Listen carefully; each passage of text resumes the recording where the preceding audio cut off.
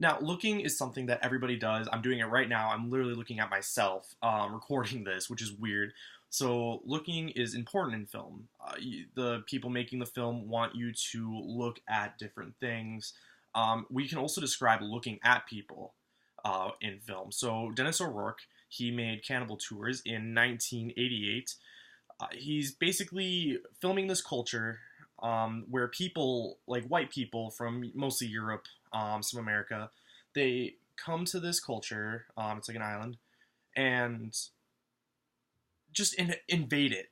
I want to say they invade this culture, and they're taking pictures and videos. About 42 minutes in, for example, there's a man, like a black man from this tribe, and he's talking to the camera, much like I'm talking to a camera right now.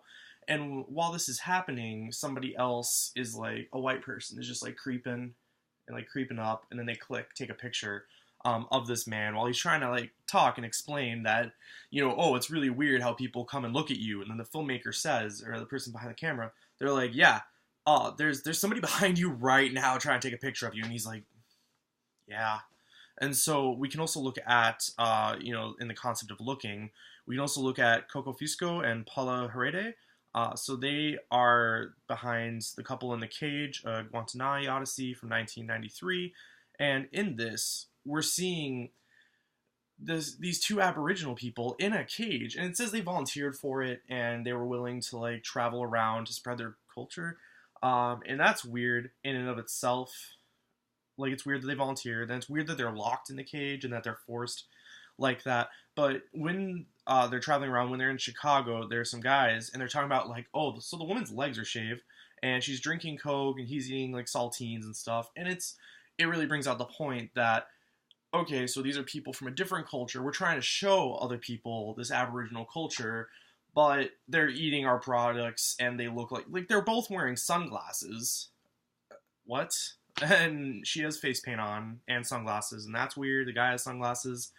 And it's just kind of a really weird concept that they're both trying to make. And so the point that both movies are really trying to make, I think, is that people want to see the other, something different out there than what they are. So, basically white people want to go stare at Aboriginals and tribes and stuff like that because it's like, ooh, it's different, even though in the case of not Cannibal Tours, The Couple in the Cage, even though in that case they're using products I use. Well, I don't shave my legs, but like, so the woman shaves her legs. They're drinking Coke, and it's like, what am I viewing? And there is one point where he tells a story for 50 cents, and she'll do a song for 50 cents.